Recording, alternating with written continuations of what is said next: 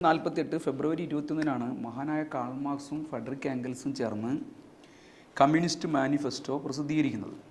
തൊഴിലാളികളുടെ സർവ്വദേശീയ സംഘടനയായിരുന്ന communist league അതിൻ്റെ താത്വികവും പ്രായോഗികവുമായ ഒരു വിശദമായ പരിപാടി തയ്യാറാക്കുന്നതിന് കാൾ മാർക്സിനെയും ഫ്രെഡറിക് ഏംഗൽസിനെയും ചുമതലപ്പെടുത്തുകയായിരുന്നു.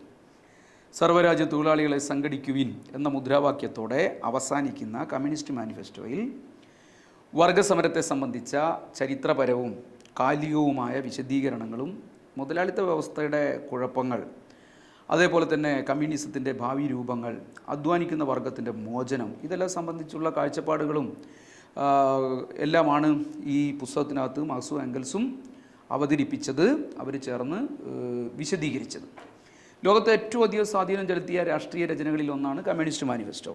ഇന്നും ലോകത്തെ സമ്പത്ത് ഉൽപ്പാദക വർഗമായ അധ്വാനിക്കുന്നവർ ആർത്തിയോടുകൂടി വായിക്കുന്ന അവരുടെ വിമോചനത്തിനായുള്ള വഴികാട്ടിയാണ് കമ്മ്യൂണിസ്റ്റ് മാനിഫെസ്റ്റോ. അതിൻ്റെ ആശയങ്ങൾ ഇന്നും ഏറ്റവും പ്രസക്തമാണ് എന്നതുകൊണ്ട് തന്നെയാണ് മാനിഫെസ്റ്റോ പ്രസിദ്ധീകരിച്ച ഫെബ്രുവരി 21 ലോകത്താകെയുള്ള ഇടതുപക്ഷ പ്രസാധകർ റെഡ് ബുക്ക് ഡേ ആയി ആചരിക്കുന്നത്. മാനിഫെസ്റ്റോയുടെ ആശയങ്ങളെ കാലോചിതമാക്കി വികസിപ്പിക്കുകയും പ്രയോഗത്തിൽ വരുത്തുകയും ചെയ്ത ഉജ്ജ്വലനായ മഹാനായ വിപ്ലവകാരിയാണ് സഖാവ് ലെനിൻ. സഖാവ് ലെനിൻ്റെ 100ാം വാർഷികം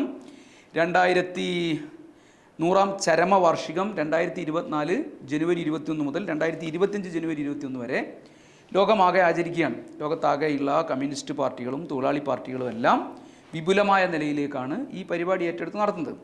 ഇതിൻ്റെ ഭാഗമായി കേരളത്തിൽ ഈ വർഷത്തെ റെഡ് ബുക്ക് ഡേയിൽ നാം ചർച്ച ചെയ്യുന്നത് ലെനിനിസവും ഇന്ത്യൻ വിപ്ലവത്തിൻ്റെ കാഴ്ചപ്പാട് വന്ന സഖാവ് EMSൻ്റെ ഏറ്റവും പ്രധാനപ്പെട്ട പുസ്തകമാണ്. 50 വർഷം മുമ്പ് സഖാവ് EMS എഴുതിയ ഒരു പ്രബന്ധമാണിത്. ഇന്ത്യൻ സാഹചര്യത്തിൽ ലെനിനിസത്തിൻ്റെ പ്രസക്തി സൈദ്ധാന്തികമായി വിശകലനം ചെയ്യുകയാണ് സഖാവ് EMS ഈ പ്രബന്ധത്തിൽ ചെയ്യുന്നത്. സ്വാതന്ത്ര്യാനന്തര ഇന്ത്യയിൽ കോൺഗ്രസിൻ്റെ നേതൃത്വത്തിലുള്ള ഭരണകൂടം എടുത്ത നിലപാടുകൾ, സ്വാതന്ത്ര്യ സമരത്തിൽ ഗാന്ധിയുടെ പങ്കും നേതൃത്വവും, ഇന്ത്യൻ കമ്മ്യൂണിസ്റ്റ് പ്രസ്ഥാനത്തിനകത്ത് ലെനിനിസ്റ്റ് കാഴ്ചപ്പാടുകളുടെ ശരിയായ നിലയിൽ ആ കാഴ്ചപ്പാടുകളെ മുന്നോട്ട് കൊണ്ടുപോകാൻ നടത്തിയ പ്രത്യയശാസ്ത്രപരമായ പോരാട്ടങ്ങൾ, ഇന്ത്യൻ വിപ്ലവത്തിൻ്റെ ശരിയായ കാഴ്ചപ്പാടുകൾ, ഇവയെല്ലാം സമഗ്രമായി വിശദീകരിക്കുകയും വിശകലനം ചെയ്യുകയുമാണ് സഖാവ് EMS ഈ പ്രബന്ധത്തിൽ ചെയ്യുന്നത്. സുപ്രസിദ്ധമായ റഷ്യൻ ഒക്ടോബർ വിപ്ലവത്തിന് ആശയപരവും പ്രായോഗികവുമായ നേതൃത്വം നൽകിയ വിപ്ലവ സംഘാടകനും നേതാവുമാണ് സഖാവ് ലെനിൻ എന്ന ആമുഖത്തോടു കൂടിയാണ് EMS ഈ പ്രബന്ധം തുടങ്ങുന്നത്. ലോകത്തെ പല രാജ്യങ്ങളിലും നടന്ന വിപ്ലവങ്ങളുടെ എല്ലാം നേതാക്കളെപ്പോലെ തൻ്റെ രാജ്യത്തെ, തൻ്റെ റഷ്യയിലെ സാമൂഹ്യ വ്യവസ്ഥയിൽ മൗലികമായ മാറ്റം വരുത്തിയ ഒരു വിപ്ലവ നേതാവ് മാത്രമായിരുന്നില്ല സഖാവ് ലെനിൻ. ലോകത്തെങ്ങുമുള്ള വിപ്ലവ ശക്തികളുടെ പുരോഗതിക്ക് അന്യാദൃശ്യമാം വിധം കരുത്തും ആവേശവും നൽകിയ ഒരു ലോക വിപ്ലവ നേതൃത്വമായിരുന്നു സഖാവ് ലെനിൻ എന്ന് ഇന്ന് ഉറപ്പിച്ചു പറയാനാവും. റഷ്യൻ ജനതയെ അടക്കി ഭരിച്ചിരുന്ന സാർ ഭരണത്തിനും അതിന് പിന്തുണ നൽകിയിരുന്ന ഫ്യൂഡൽ ബൂർഷ്വ വർഗങ്ങൾക്കുമെതിരായ ഉജ്ജ്വലമായ പോരാട്ടങ്ങൾ നടത്തി ആ ഭരണകൂടത്തെ അട്ടിമറിച്ച് റഷ്യൻ ജനതയിൽ മഹാഭൂരിപക്ഷം വരുന്ന തൊഴിലാളി കർഷക ജനലക്ഷങ്ങളുടെ ഭരണകൂടം സ്ഥാപിക്കുകയായിരുന്നു സഖാവ് ലെനിൻ ചെയ്തത്.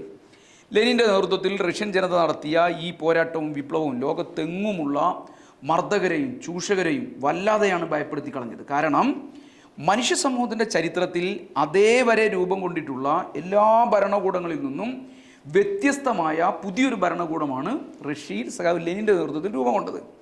അതേവരെ ലോകത്താകെ ഭരണകൂടങ്ങൾ നിലനിന്നു പോന്നിരുന്നത് പണിയെടുക്കുന്ന മഹാഭൂരിപക്ഷം വരുന്ന ജനങ്ങളെ അടിച്ചമർത്തി അവരെ കൊള്ളയടിക്കുന്നതിന് ചൂഷകവർഗങ്ങൾ പടച്ചുണ്ടാക്കിയിട്ടുള്ള ഒരു മർദ്ദനോപകരണമായിട്ടാണ്. അടിമ ഉടമ വ്യവസ്ഥ, ജന്മി കുടിയാൻ വ്യവസ്ഥ, മുതലാളി തൊഴിലാളി വ്യവസ്ഥ എന്നിവയെല്ലാം ചൂഷക വിഭാഗത്തെ അധികാരസ്ഥാനത്ത് വാഴിക്കാനുള്ള വിപ്ലവങ്ങളാണ് ലോകത്തിൻ്റെ ചരിത്രത്തിൽ അതേവരെ നടന്നിട്ടുള്ളത്. എന്നാൽ ഒക്ടോബർ വിപ്ലവം പണിയെടുക്കുന്ന മഹാഭൂരിപക്ഷം വരുന്ന ജനങ്ങളെ അടക്കി നിർത്തിയ ചൂഷക വർഗങ്ങളെ അധികാരത്തിൽ നിന്ന് തൂത്തുമാറ്റി പണിയെടുക്കുന്ന മഹാഭൂരിപക്ഷം വരുന്ന ജനങ്ങളെ അധികാരത്തിൻ്റെ സ്ഥാനത്ത് വാഴിക്കുന്ന ഒരു പുതിയ വിപ്ലവമായിരുന്നു മഹത്തായ ഒക്ടോബർ വിപ്ലവം എന്നത്. മനുഷ്യ സമൂഹത്തിൻ്റെ ചരിത്രത്തിൽ സഖാവ് ലെനിനുള്ള അതുല്യമായ സ്ഥാനം അതുമാത്രമല്ല, റഷ്യയിലെയും മറ്റെല്ലാ രാജ്യങ്ങളിലെയും അധ്വാനിക്കുന്ന ജനതയെ അധികാരസ്ഥാനത്തേക്ക് ഉയർത്തിക്കൊണ്ടുവരാനുള്ള ഒരു രാഷ്ട്രീയ വിപ്ലവത്തിൻ്റെ സംഘാടകനും നേതാവും മാത്രമായിരുന്നില്ല ലെനിൻ, മറിച്ച് മാനവ സംസ്കാരത്തിൻ്റെ പുരോഗതിയുടെ ഫലമായി വളർന്നു വന്ന സർവ്വവിധ വിജ്ഞാന ശാഖകളിൽ നിന്നും പലതിലേക്കും വെളിച്ചം വീശാനും അവയുടെ എല്ലാം ആകെ തുകയായ ഒരു സമഗ്രമായ പ്രപഞ്ച വീക്ഷണം വളർത്തിയെടുക്കാനും കഴിഞ്ഞ അത്യുന്നതനായ ഒരു പണ്ഡിതൻ കൂടിയായിരുന്നു അദ്ദേഹം. രണ്ട് കാര്യങ്ങളാണ് ഞാൻ പറഞ്ഞത്. ഒന്നൊരു തൊഴിലാളി വർഗ ഭരണകൂടം സ്ഥാപിച്ചു എന്നുള്ളത് മാത്രമല്ല ലെനിൻ്റെ പ്രത്യേകത, അദ്ദേഹം അതുവരെയുണ്ടായിരുന്ന അറിവുകളെയാകെ സംശീകരിച്ച് ഉജ്ജ്വലമായ ഒരു പ്രപഞ്ച വീക്ഷണം വളർത്തിയെടുത്തു എന്നുള്ളത് കൂടിയായിരുന്നു അദ്ദേഹത്തിൻ്റെ പ്രത്യേകത. റഷ്യയിൽ ചൂഷക വർഗ മേധാവിത്വം അവസാനിപ്പിച്ച് അധ്വാനിക്കുന്ന ബഹുജനങ്ങളുടെ മേധാവിത്വം സ്ഥാപിക്കാൻ ലെനിന് കഴിഞ്ഞു എന്നുള്ളത് ഏറ്റവും പ്രധാനപ്പെട്ടതാണ്. ഇന്ത്യ, റഷ്യ, ചൈന എന്നീ രാജ്യങ്ങളെല്ലാം ഏതാണ്ട് ഒരേ സമയത്താണ് ആധുനിക സ്വയംഭരണ സംവിധാനങ്ങളിലേക്ക് മാറിയത്, അതായത് സ്വതന്ത്രമായത്. ഇവ മൂന്നും ഏറ്റവും പിന്നോക്കം നിന്ന രാജ്യങ്ങളായിരുന്നു ഒരു ഘട്ടത്തിൽ. 1917 റഷ്യയിൽ വിപ്ലവം നടക്കുന്നത്, തൊഴിലാളി വർഗ ഭരണകൂടം അവിടെ അധികാരത്തിലേൽക്കുന്നത്. 1949 സഖാവ് മാവോയുടെ നേതൃത്വത്തിൽ ചൈനയിൽ വിപ്ലവം വിജയിച്ച് ജനകീയ ജനാധിപത്യ ഭരണകൂടം സ്ഥാപിക്കുന്നത്. 1947 ഇന്ത്യ സ്വതന്ത്രമാവുന്നതും ഇന്ത്യൻ ബൂർഷ്വാസിയുടെ നേതൃത്വത്തിലുള്ളൊരു ഭരണകൂടം സ്ഥാപിതമാവുകയും ചെയ്യുന്നതും. ചൈനയും റഷ്യയും കമ്മ്യൂണിസ്റ്റ് പാർട്ടികൾക്ക് കീഴിൽ വികസിത രാജ്യങ്ങളായി മാറിയപ്പോൾ ഇന്ത്യ 60% മനുഷ്യരും ദരിദ്രരായി കഴിയുന്ന രാജ്യമായി ഇന്നും തുടരുകയാണ്. റഷ്യ, ചൈന, ഇന്ത്യ എന്നിവിടങ്ങളിലെ ജനകീയ പ്രസ്ഥാനങ്ങളെയും അതിന് നേതൃത്വം നൽകിയ നേതാക്കളെയും അവരുടെ നിലപാടുകളെയും വിശകലനം ചെയ്തുകൊണ്ട് എന്തുകൊണ്ടാണ് ഇന്ത്യ ഇങ്ങനെയായി പോയത് എന്ന് പരിശോധിക്കുകയാണ് സഖാവ് EMS തൻ്റെ പ്രബന്ധത്തിലൂടെ ചെയ്യുന്നത്. ഇന്ത്യൻ വിപ്ലവത്തിൻ്റെ നേതാവെന്ന് മഹാത്മാഗാന്ധിയെ പലരും വിശേഷിപ്പിച്ചിരുന്നൊരു കാലം ഉണ്ടായിരുന്നു. എന്നാൽ ഗാന്ധി ഒരിക്കലും ഒരു വിപ്ലവകാരിയായിരുന്നില്ല, ഒരു നേതാവായിരുന്നില്ല, വിപ്ലവ നേതാവായിരുന്നില്ല. ലെനിനെ കുറിച്ച് ഇവിടെ പറഞ്ഞതിനെല്ലാം ഘടകവിരുദ്ധമായിട്ടുള്ള സവിശേഷതകളോട് കൂടിയ ഒരു ചരിത്ര പുരുഷനായിരുന്നു ഗാന്ധി എന്ന് പറയാം.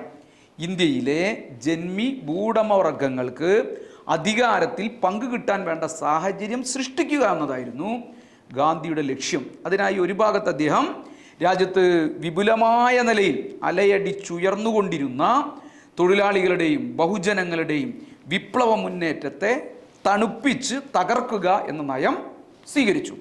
അതേസമയം തന്നെ മറുഭാഗത്ത് ഈ വിപ്ലവ മുന്നേറ്റത്തെ ഉപയോഗപ്പെടുത്തി ബ്രിട്ടീഷ് ഭരണാധികാരികളുമായി വിലപേശുക എന്ന നിലപാടും മറുഭാഗത്ത് സ്വീകരിച്ചു.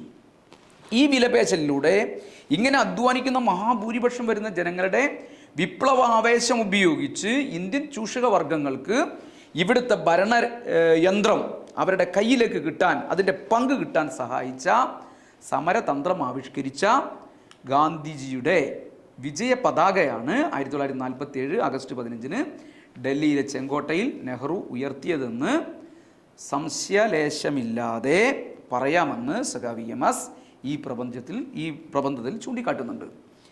ചരിത്ര പുരുഷന്മാർ ഓരോരുത്തരും തന്താംഗങ്ങൾ ജീവിച്ചിരുന്ന കാലഘട്ടത്തിൽ അവരുടെ സ്വന്തം രാജ്യത്തുള്ള വസ്തുനിഷ്ഠ സാഹചര്യങ്ങൾക്ക് വിധേയമായിട്ടാണ് പ്രവർത്തിക്കുന്നതെന്നും ആ നിലക്ക് അവർ ഓരോരുത്തരും ഏതെങ്കിലും ഒരു വർഗത്തിൻ്റെ അല്ലെങ്കിൽ ചില വർഗങ്ങളുടെ താല്പര്യങ്ങൾക്കനുസരിച്ചാണ് പ്രവർത്തിക്കുക എന്നും ചരിത്രപരമായ ഭൗതികവാദം പരിശോധിച്ചാൽ കാണാനാവും. ചരിത്രത്തിൻ്റെ ഗതി പരിശോധിച്ചാൽ നമുക്ക് കാണാൻ വേണ്ടി പറ്റും.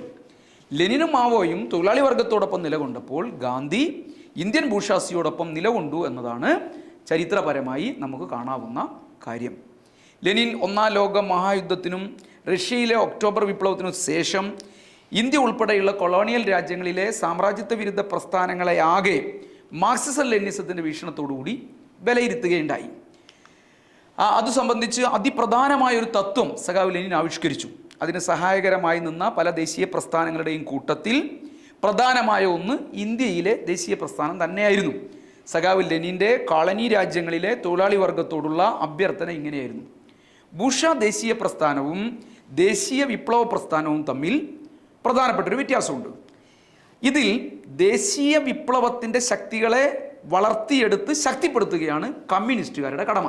എന്നാൽ ദേശീയ വിപ്ലവത്തിൻ്റെയും ബൂർഷ്വാ ദേശീയതയുടെയും ശക്തികൾ അന്യോന്യം ഇന്ത്യക്കകത്ത് കെട്ടിപ്പിണഞ്ഞാണ് കിടക്കുന്നത്, അല്ലെങ്കിൽ കൂടിച്ചേർന്നാണ് നിൽക്കുന്നത്. അതുകൊണ്ട് ഇന്ത്യയിലെ കമ്മ്യൂണിസ്റ്റുകാർ ബൂർഷ്വാ ദേശീയ പ്രസ്ഥാനത്തിനകത്ത് ഒരു സ്വതന്ത്ര വിപ്ലവ രാഷ്ട്രീയ ശക്തി എന്ന നിലക്ക് പ്രവർത്തിക്കണം. ബൂർഷ്വാ ദേശീയതയുടെ എല്ലാ രൂപങ്ങളെയും നിർഭയം തുറന്നുകാട്ടിക്കൊണ്ട് തന്നെ സാമ്രാജ്യത്വാധിപത്യത്തിനെതിരായി ബൂർഷ്വാ ദേശീയ പ്രസ്ഥാനം നടത്തുന്ന സമരത്തിന് സർവ്വവിധ സഹായങ്ങളും പിന്തുണയും കമ്മ്യൂണിസ്റ്റുകാർ നൽകണം. ഇതെല്ലാമാണ് സഖാവ് ലെനിൻ അന്ന് ചൂണ്ടിക്കാണിച്ചത്. റഷ്യയിലെ കമ്മ്യൂണിസ്റ്റുകാർ, അദ്ദേഹം പറഞ്ഞു, റഷ്യയിലെ കമ്മ്യൂണിസ്റ്റുകാരായ നാം കൊളോണിയൽ രാജ്യങ്ങളിലെ ദേശീയ വിമോചന പ്രസ്ഥാനങ്ങൾക്ക് എല്ലാ നിലയിലുമുള്ള സഹായം നൽകണം. എന്നാൽ അങ്ങനെ ചെയ്യുന്നത് രണ്ട് വ്യവസ്ഥകളുടെ അടിസ്ഥാനത്തിലായിരിക്കണം. ഒന്ന്, ഈ വിമോചന പ്രസ്ഥാനങ്ങൾ ശരിക്കും വിപ്ലവകരമായ പ്രസ്ഥാനങ്ങളായിരിക്കണം. കർഷകരെയും ചൂഷിത ജനസാമാന്യത്തെയും വിപ്ലവാടിസ്ഥാനത്തിൽ സംഘടിപ്പിക്കുകയും ബോധവാന്മാരാക്കുകയും ചെയ്യുക എന്നതാവണം ഇതിൻ്റെ കൂടെ തന്നെ കമ്മ്യൂണിസ്റ്റുകാരുടെ പ്രവർത്തനം. കമ്മ്യൂണിസ്റ്റുകാരുടെ ഈ ജോലിയിൽ തടസ്സങ്ങൾ സൃഷ്ടിക്കാൻ ദേശീയ വിമോചന പ്രസ്ഥാനങ്ങൾ മുതിരാൻ വേണ്ടി പാടില്ല. ഈ വ്യവസ്ഥകൾ, ഈ പറയുന്ന രണ്ട് വ്യവസ്ഥകൾ അവർ അംഗീകരിക്കുന്നില്ലെങ്കിൽ, അതായത് ബൂർഷ്വാ ദേശീയ വിമോചന പ്രസ്ഥാനങ്ങൾ അംഗീകരിക്കുന്നില്ലെങ്കിൽ ഈ രാജ്യങ്ങളിലെ കമ്മ്യൂണിസ്റ്റുകാർ ദേശീയ വിമോചന പ്രസ്ഥാനത്തിലെ മിതവാദി ബൂർഷ്വാ നേതൃത്വത്തെ എതിർക്കുക തന്നെ വേണം.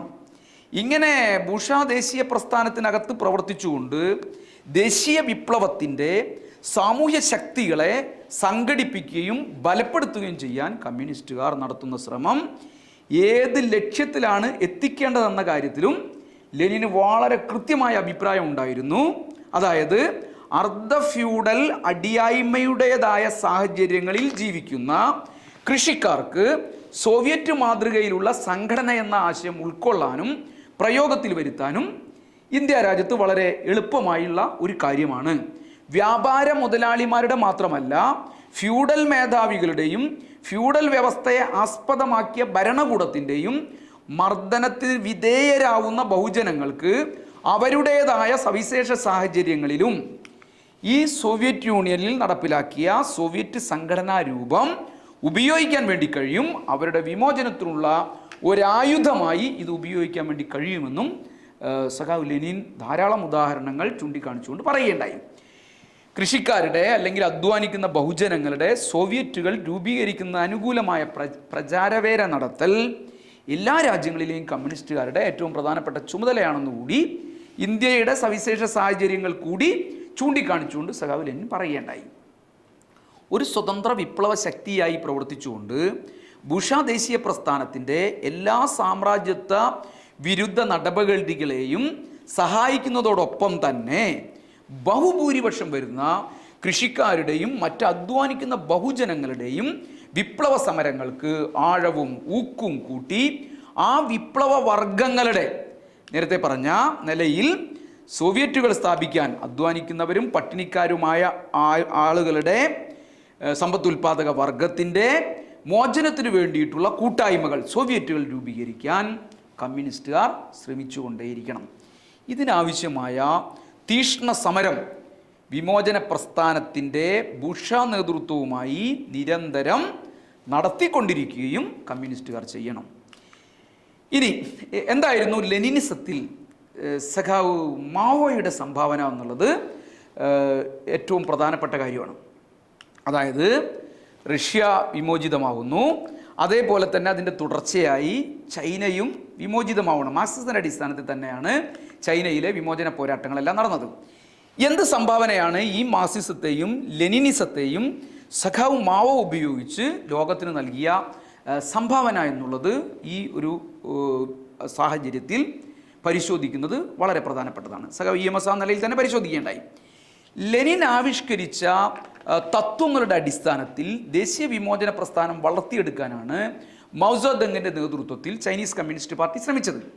നാട്ടിൻ പുറങ്ങളിലെ സ്ഥിതിഗതികൾ സമഗ്രമായി പരിശോധിച്ച് അതിലടങ്ങിയിട്ടുള്ള സ്ഫോടകാവസ്ഥ മനസ്സിലാക്കിയ മാവോ അഭിപ്രായപ്പെട്ടത് ഈ പറയുന്ന നിലയിലായിരുന്നു. അദ്ദേഹത്തിൻ്റെ ഏറ്റവും പ്രധാനപ്പെട്ട വളരെ ഗൗരവമായ ഒരു വാക്കുകൾ ഇങ്ങനെയായിരുന്നു: ഒരൊറ്റ തീപ്പൊരി വീണാൽ കാട്ടുതീ ആളിപ്പടരും.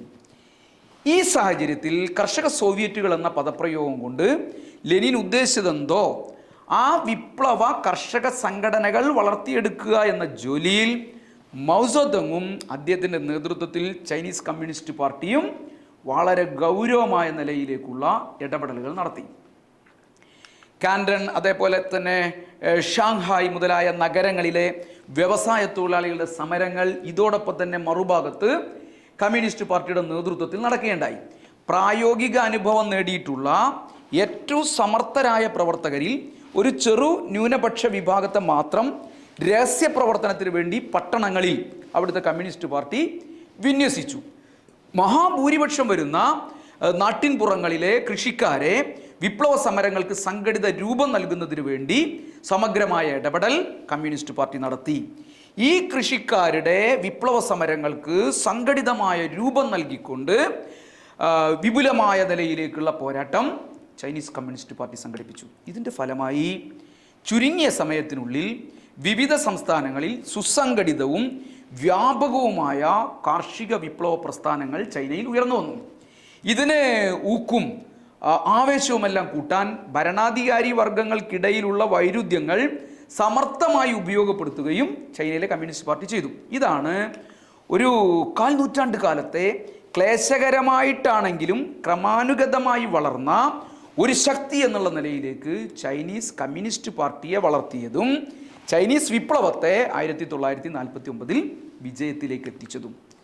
സഖാവ് ലെനിൻ നിർദ്ദേശിച്ച മാർഗമനുസരിച്ച് ദേശീയ വിപ്ലവ ശക്തികളെ സംഘടിപ്പിക്കാൻ ശ്രമിച്ച ചൈനീസ് കമ്മ്യൂണിസ്റ്റ് പാർട്ടിക്ക് അധികം കഴിയുന്നതിന് മുമ്പേ തന്നെ സായുധ സമരം എന്ന മാർഗവും സ്വീകരിക്കേണ്ടി വന്നു. ലെനിസത്തിൻ്റെ കാഴ്ചപ്പാടനുസരിച്ചുള്ള വിപ്ലവ മുന്നേറ്റത്തിൻ്റെ ഉജ്ജ്വലമായ ഒരു മാതൃകയാണ് ചൈനീസ് വിപ്ലവം എന്ന് പറയുന്നത്. അതോടൊപ്പം തന്നെ നാം മനസ്സിലാക്കേണ്ട കാര്യം, ചൈനീസ് വിപ്ലവത്തെ അതേപടി തന്നെ പകർത്തി മറ്റു പല രാജ്യങ്ങളിലും പ്രയോഗിക്കാം എന്ന് പലരും അക്കാലത്ത് പ്രചരിപ്പിച്ചിരുന്നു.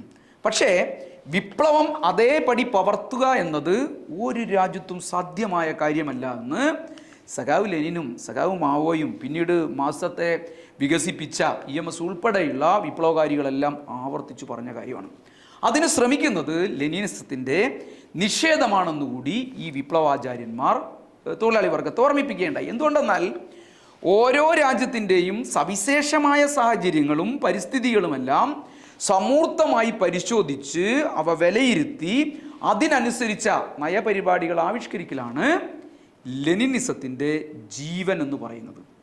എന്നാൽ ചൈനീസ് കമ്മ്യൂണിസ്റ്റ് പാർട്ടി അംഗീകരിച്ച വിപ്ലവത്തിൻ്റെ കാതലായ ഭാഗം കൃഷിക്കാരുടെ വിപ്ലവ സമരങ്ങളാണ്, ജനാധിപത്യ ദേശീയ വിപ്ലവത്തിൻ്റെ ഉള്ളടക്കമാണ് എന്ന ഏറ്റവും പ്രധാനപ്പെട്ട സംഗതി, ഏറ്റവും പ്രധാനപ്പെട്ട കാര്യം നമ്മുടെ ഇന്ത്യക്കും ബാധകമാണ്. ഇക്കാര്യത്തിൽ ഇന്ത്യയിലെ മാർക്സിസ്റ്റുകാർ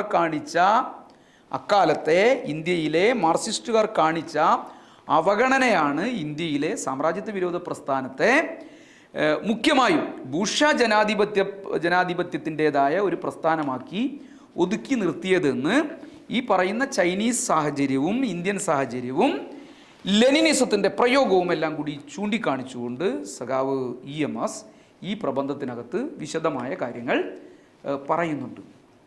ചൈനയിൽ എന്ന പോലെ തന്നെ ഇന്ത്യയിലും കാർഷിക വിപ്ലവത്തിന് വേണ്ട വസ്തുനിഷ്ഠ സാഹചര്യങ്ങൾ നിലവിലുണ്ടായിരുന്നു.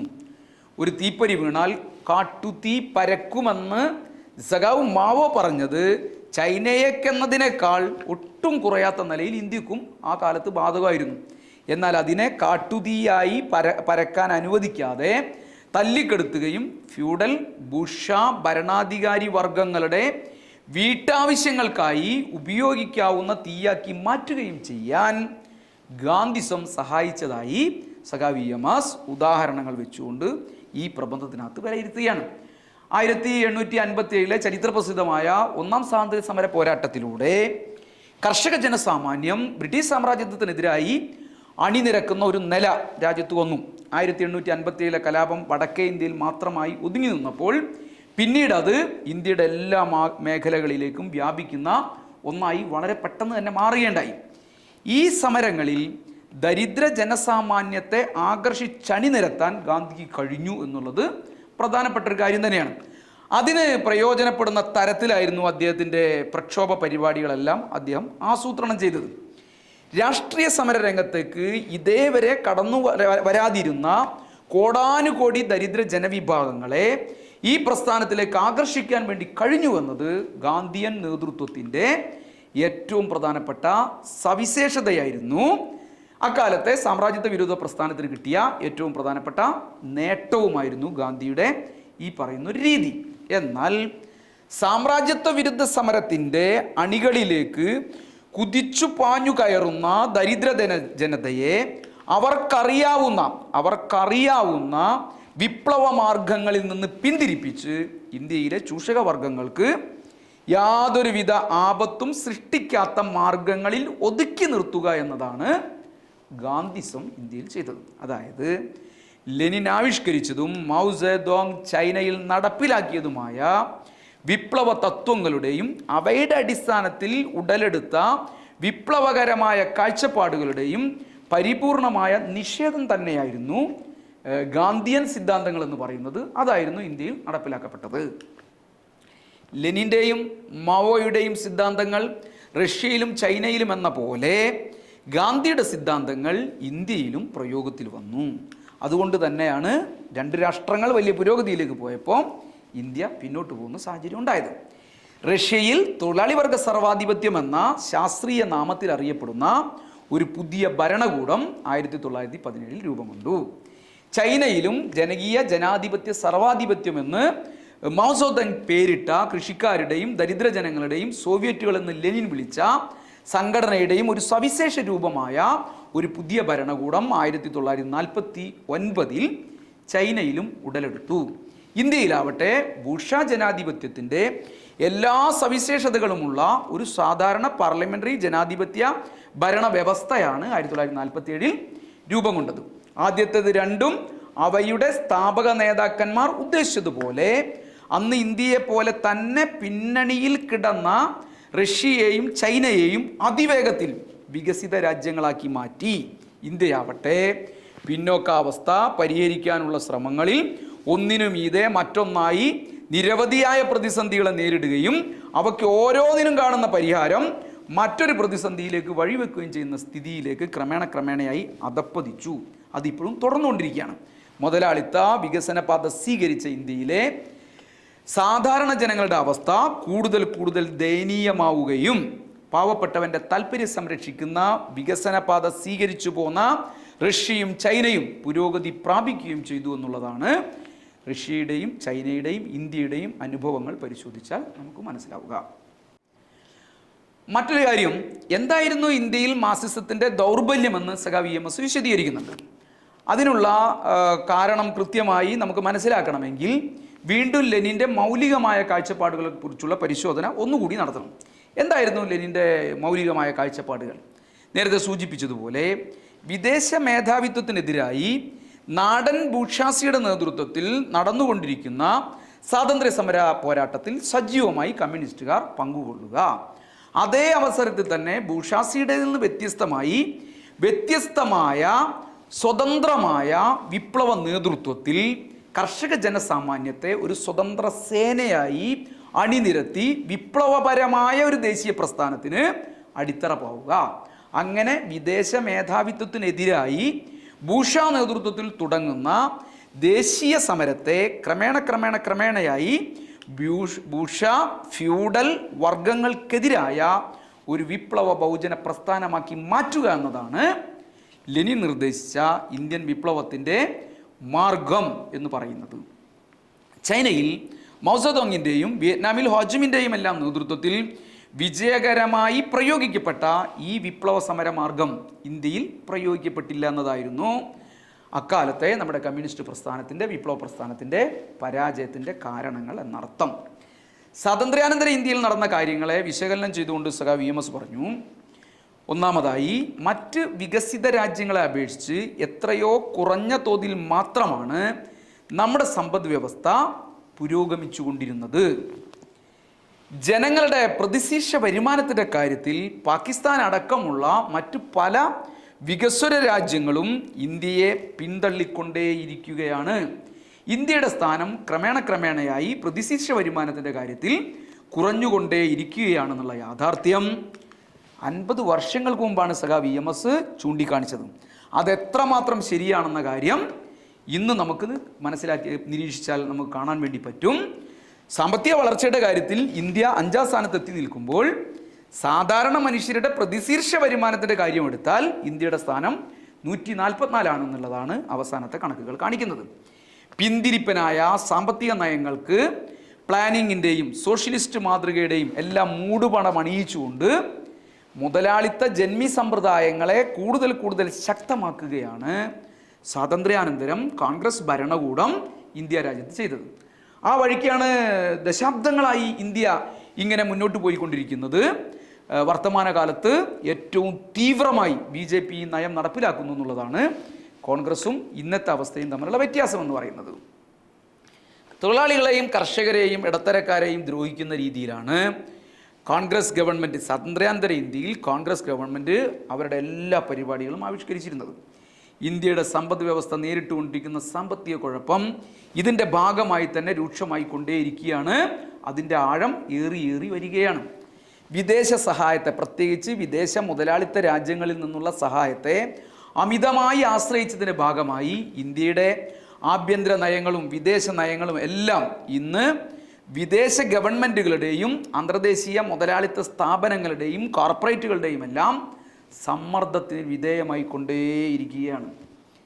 സാമ്രാജ്യാധിപത്യം ചെലുത്തുന്ന സമ്മർദ്ദങ്ങൾക്ക് കീഴ്വഴങ്ങാതെ പരിമിതമായ തോതിലെങ്കിലും ദേശീയ സ്വാതന്ത്ര്യവും പരമാധികാരവും ഉയർത്തിപ്പിടിച്ച് പോരാടുന്ന ഒരു ശക്തിയാണ് ഇന്ന് ഇന്ത്യ രാജ്യത്ത് തൊഴിലാളി വർഗം, അല്ലെങ്കിൽ രാജ്യത്തെ പ്രബുദ്ധരായ ബഹുജന പ്രസ്ഥാനങ്ങളും അതിൻ്റെ ഭാഗമായ തൊഴിലാളി കർഷക ബഹുജനങ്ങളും.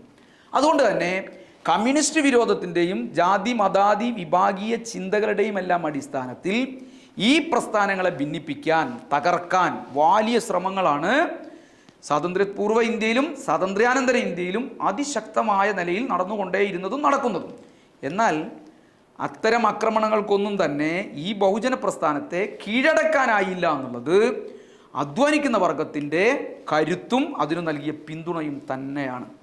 നേരെ മറിച്ച് ഈ വിഭാഗീയ പിന്തിരിപ്പൻ ശക്തികളെ എതിർത്ത് തോൽപ്പിച്ച് ഒരു വലിയ ബഹുജന മുന്നേറ്റത്തിന് ഊക്കും ഉശിരും എല്ലാം വർദ്ധിപ്പിക്കാൻ കമ്മ്യൂണിസ്റ്റ് സോഷ്യലിസ്റ്റ് പാർട്ടികൾക്കും മറ്റു പുരോഗമന ശക്തികൾക്കും ഒരതിർത്തി വരെ അന്നും കഴിഞ്ഞിട്ടുണ്ട്, ഇന്നും കഴിഞ്ഞുകൊണ്ടിരിക്കുന്നു എന്നുള്ളതും ഒരനുഭവമാണ്.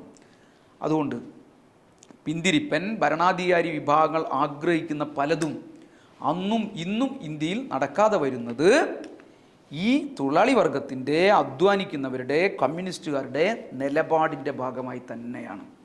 അതുകൊണ്ട് തന്നെയാണ് ഈ പുരോഗമന രാഷ്ട്രീയ ശക്തികൾക്കെതിരായി ഹീനമായ ആക്രമണങ്ങൾ നടത്താൻ പിന്തിരിപ്പൻ പാർട്ടികൾ അന്നും ഇന്നും ശ്രമിച്ചുകൊണ്ടേയിരിക്കുന്നത്. സ്വാതന്ത്ര്യ ലബ്ധിയുടെ സന്ദർഭത്തിൽ പ്രതീക്ഷിച്ചിരുന്നത് പോലെ തന്നെ വലിയ പോരാട്ടങ്ങളുടെ, തൻ്റെ ചിരകാല പ്രയത്നത്തിൻ്റെ ഫലമായി നേടിയ രാഷ്ട്രീയ സ്വാതന്ത്ര്യം ഉപയോഗിച്ച് ഇന്ത്യയെ മുന്നോട്ട് കൊണ്ടുപോകാൻ ഗാന്ധി ശ്രമിച്ചുവെങ്കിലും യഥാർത്ഥത്തിൽ സ്വാതന്ത്ര്യം, ഈ നേടിയ രാഷ്ട്രീയ സ്വാതന്ത്ര്യം സാമ്പത്തിക സ്വാതന്ത്ര്യമായി മാറിയില്ല എന്നുള്ളത് ഏറ്റവും പ്രധാനപ്പെട്ട കാര്യമായിരുന്നു.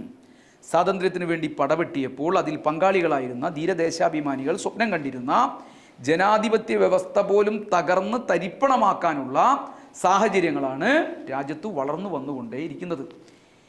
ഈ സ്ഥിതിയിൽ എത്തിക്കഴിഞ്ഞ ഇന്ത്യക്ക് ഇനിയെങ്കിലും ഇതിൽ നിന്ന് കരകയറി ദേശീയ സ്വാതന്ത്ര്യം നിലനിർത്താനും സാമ്പത്തിക പുരോഗതി കൈവരിക്കാനും ജനാധിപത്യത്തിൻ്റെ അടിത്തറ വിപുലപ്പെടുത്താനും അങ്ങനെ സ്വാതന്ത്ര്യ സമരകാലത്ത് ഉണ്ടായിരുന്ന മോഹന സ്വപ്നങ്ങൾ യാഥാർത്ഥ്യമാക്കി തീർക്കാനും വല്ല വഴിയും ഉണ്ടോ എന്ന ചോദ്യം ഈ പ്രബന്ധത്തിനകത്ത് സഖാവ് EMS ചോദിക്കുന്നുണ്ട്. ഈ ചോദ്യത്തിന് ഉത്തരം കാണുന്നതിന് ലെനിനിസം ഇന്ത്യയിലെ കമ്മ്യൂണിസ്റ്റ് പാർട്ടികളെ, പുരോഗമന പാർട്ടികളെ, തൊഴിലാളി വർഗത്തെ സഹായിക്കുന്നുമുണ്ട് എന്ന് സഖാവ് EMS ഉദാഹരണങ്ങളുടെ അടിസ്ഥാനത്തിൽ തന്നെ ഈ പ്രബന്ധത്തിൽ ചൂണ്ടിക്കാട്ടുകയാണ്. ബൂർഷ്വാ ദേശീയതയും ദേശീയ വിപ്ലവ ശക്തികളും തമ്മിലുള്ള വ്യത്യാസം സംബന്ധിച്ചും അതിൽ ദേശീയ വിപ്ലവ ശക്തികളെ കെട്ടഴിച്ചു വിട്ട് കൃഷിക്കാരുടെ സോവിയറ്റുകൾ വളർത്തിയെടുക്കുന്നതിൻ്റെ ആവശ്യത്തെക്കുറിച്ചും സഖാവ് ലെനിൻ ലോക കമ്മ്യൂണിസ്റ്റ് പ്രസ്ഥാനത്തിൻ്റെ മുന്നിൽ അവതരിപ്പിച്ച കാഴ്ചപ്പാട് ഈ കാര്യത്തിൽ ഇന്ത്യയിലെ കമ്മ്യൂണിസ്റ്റുകാരെ സഹായിക്കുന്നതായിരുന്നു, ഇപ്പോഴും സഹായിക്കുന്നതാണ്. ചൈനയിലും വിയറ്റ്നാമിലും ലെനിൻ ചൂണ്ടിക്കാണിച്ച മാർഗത്തിലൂടെ ദേശീയ വിപ്ലവ ശക്തികളെ കെട്ടഴിച്ചു വിടാനും കൃഷിക്കാരുടെ സോവിയറ്റുകൾ എന്ന പദപ്രയോഗം കൊണ്ട് ലെനിൻ ഉദ്ദേശിച്ച കാർഷിക വിപ്ലവത്തിൻ്റെ സമരശക്തികളെ ഉയർത്താനും അവിടങ്ങളിലെ ലെനിനിസ്റ്റുകാർക്ക് കഴിഞ്ഞു എന്നുള്ളത് അതിൻ്റെ പുരോഗതിയുടെ ഏറ്റവും പ്രധാനപ്പെട്ട ഭാഗമായിരുന്നു. അവിഭക്ത ഇന്ത്യയിലാവട്ടെ ഗാന്ധിസം, ജിന്നയുടെ ദ്വിരാഷ്ട്രവാദം, മറ്റു പല രൂപങ്ങളിലുമായി പ്രത്യക്ഷപ്പെട്ട ജാതി മത ശിഥിലീകരണവാദങ്ങൾ, നെഹ്റുവിൻ്റെയും മറ്റും ഇടതുപക്ഷ ദേശീയവാദം, സർദാർ പട്ടേലിൻ്റെയും മറ്റും നേതൃത്വത്തിൽ നടന്ന വലതുപക്ഷ ഭൂഷ ദേശീയവാദം, ഇങ്ങനെ തുടങ്ങി വിവിധങ്ങളായ രൂപത്തിൽ പ്രത്യക്ഷപ്പെട്ട ഭൂഷ ദേശീയ സിദ്ധാന്തങ്ങൾ കൊടികുത്തി വാഴുകയായിരുന്നു ഇന്ത്യയിൽ ചെയ്തത്. അവയെ സമർത്ഥമായും ഫലപ്രദമായും എതിർത്തു തോൽപ്പിച്ച് മാർക്സ് ലെനിനിസത്തിൻ്റെ ഇന്ത്യൻ ജനതയുടെ തൊഴിലാളി വർഗത്തിൻ്റെ പോലും യഥാർത്ഥ സമരായുധമാക്കി മാറ്റാൻ അക്കാലത്തെ ഇവിടുത്തെ ഇന്ത്യയിലെ ലെനിനിസ്റ്റുകൾക്ക് കഴിഞ്ഞില്ല എന്നുള്ളത് പ്രധാനപ്പെട്ട ദുർബലതയായിരുന്നു. ഭൂഷ ദേശീയതയുടെ മൂർത്തീകരണമായ ഇന്ത്യൻ നാഷണൽ കോൺഗ്രസിൻ്റെയും അതിൻ്റെ ഗവൺമെൻറ്റിൻ്റെയും പുരോഗമന ശക്തികളിൽ ഒന്നായി, അതിൻ്റെ ഗവൺമെൻറ്റിനെയെല്ലാം പുരോഗമന ശക്തികളിൽ ഒന്നായി കണക്കാക്കി അതുമായി കൂട്ടുചേർന്ന് ഒരു ദേശീയ ജനാധിപത്യ മുന്നണി കെട്ടിപ്പടുക്കാൻ ഇതേ ലെനിനിസ്റ്റുകളിൽ ഒരു വിഭാഗം അക്കാലത്ത് ആഹ്വാനം ചെയ്യുകയും ചെയ്തു. ഇന്ത്യൻ ദേശീയ പ്രസ്ഥാനത്തിനകത്ത് ലെനിനിസത്തിന് സ്വാധീനം നേടാൻ കഴിയാതെ വന്ന ഈ സാഹചര്യത്തിൽ ബ്രിട്ടീഷ് ഭരണത്തിൽ നിന്ന് സ്വാതന്ത്ര്യം നേടി ഇന്ത്യയിൽ മേധാവിത്വം നേടിയത് ഇവിടുത്തെ ബൂർഷ്വാസിയും അതിൻ്റെ കൂട്ടാളികളായ ഫ്യൂഡൽ വർഗക്കാരുമാണ്. അതായത് ലെനിൻ മുന്നോട്ട് വെച്ച ആശയങ്ങൾക്ക് ഇന്ത്യയുടെ ദേശീയ പ്രസ്ഥാനത്തിനകത്ത് തൊഴിലാളി വർഗത്തിൻ്റെയും കർഷകരുടെയും താല്പര്യം സംരക്ഷിക്കുന്ന ആശയങ്ങൾക്ക് മേധാവിത്വം നേടാൻ വേണ്ടി കഴിയാതെ വന്നപ്പോൾ ബൂർഷ്വാസിയുടെയും അവരുടെ കൂട്ടാളികളുടെയും ഫ്യൂഡൽ വർഗക്കാരുടെയും താല്പര്യങ്ങൾ ഇന്ത്യയിൽ ആധിപത്യം നേടി. ചൈനയിലും വിയറ്റ്നാമിലും നടന്നതുപോലെ കൃഷിക്കാരുടെയും നാട്ടിൻപുറങ്ങളിലെ പട്ടിണി പാവങ്ങളുടെയും എല്ലാം സോവിയറ്റുകളിൽ നിന്ന് ലെനിൻ വിളിച്ച വിപ്ലവ ബഹുജന സംഘടനയുടെ കൈകളിലേക്കല്ല ഇന്ത്യയിലെ അധികാര കൈമാറ്റം നടന്നത് എന്നർത്ഥം. അതുകൊണ്ട് സ്വതന്ത്ര ഇന്ത്യയിലെ ഭരണാധികാര ശക്തി ഇവിടുത്തെ ബഹുജനങ്ങൾക്കെതിരായി ഉപയോഗിക്കപ്പെടുന്ന ഒരായുധമായി മാറി. ഭരണാധികാരികളും ബഹുജനങ്ങളും തമ്മിലുള്ള വൈരുദ്ധ്യം ഇന്ത്യൻ സാമൂഹ്യ ജീവിതത്തിലെ മുഖ്യ ഘടകമായി നിലനിന്നു.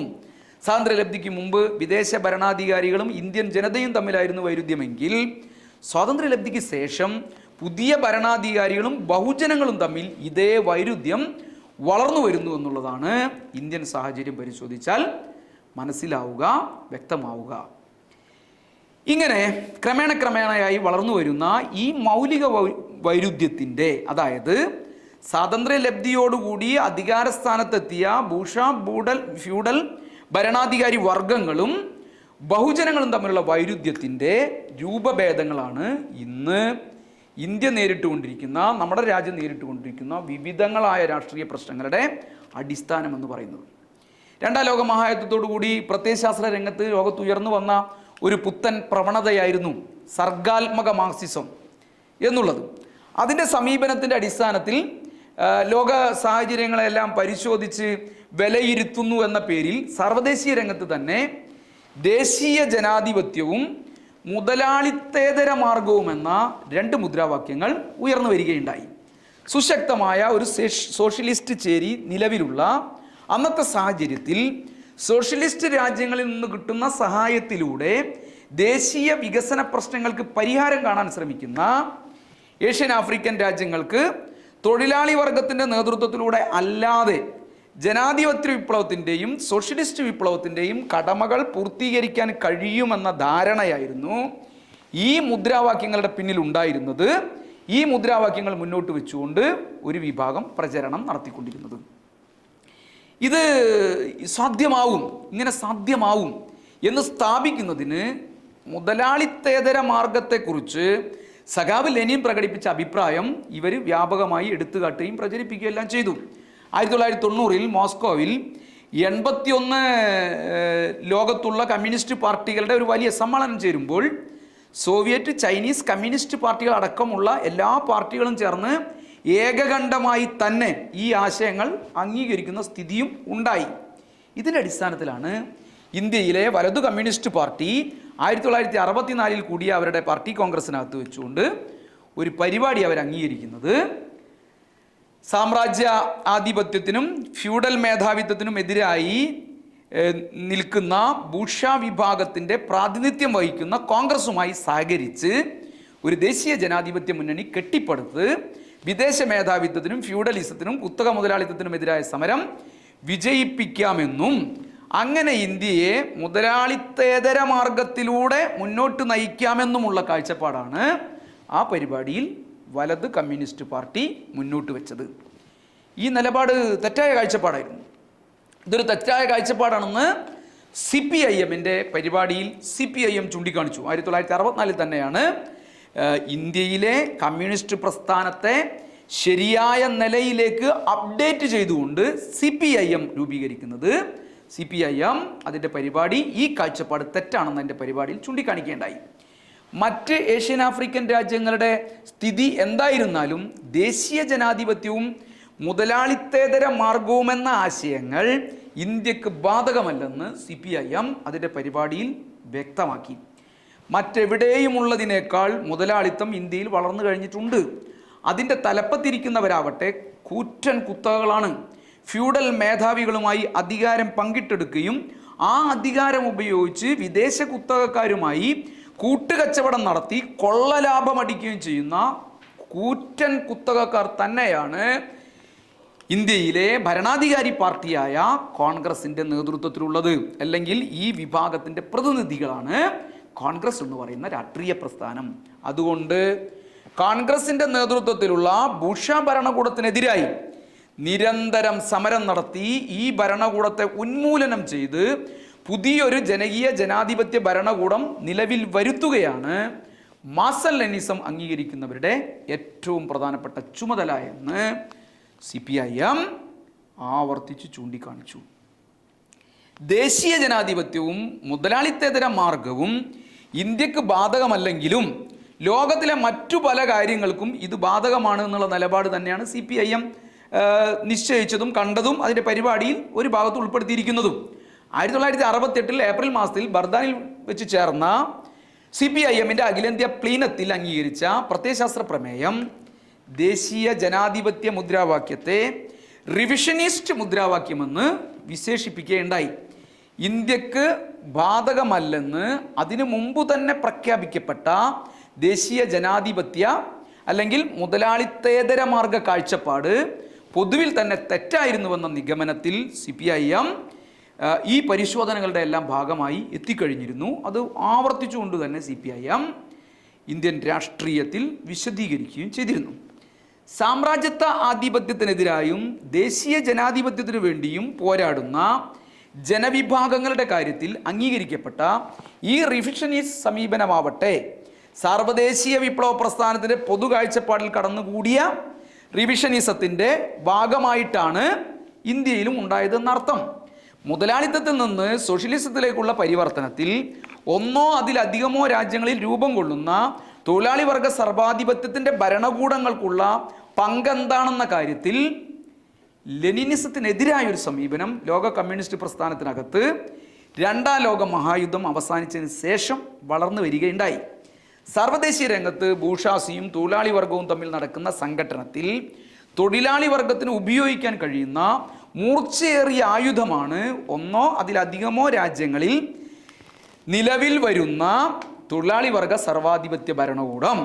ഈ ഭരണകൂടത്തിൻ്റെ കയ്യിലുള്ള എല്ലാ ശക്തികളും സാമ്പത്തികവും സൈനികവും നയതന്ത്രപരവും എല്ലാമായിട്ടുള്ള എല്ലാ ശക്തികളും എല്ലാ രംഗങ്ങളെയും ബാധിക്കുന്ന സർവശക്തികളും മുതലാളിത്ത ലോകത്തിലെ തൊഴിലാളി വർഗ വിപ്ലവ പ്രസ്ഥാനങ്ങൾക്കും കൊളോണിയൽ രാജ്യങ്ങളിലെ ദേശീയ വിപ്ലവ പ്രസ്ഥാനങ്ങൾക്കും സഹായകരമായി ഉപയോഗിക്കണമെന്ന കാഴ്ചപ്പാടാണ് ലെനിനിസത്തിനുണ്ടായിരുന്നത്.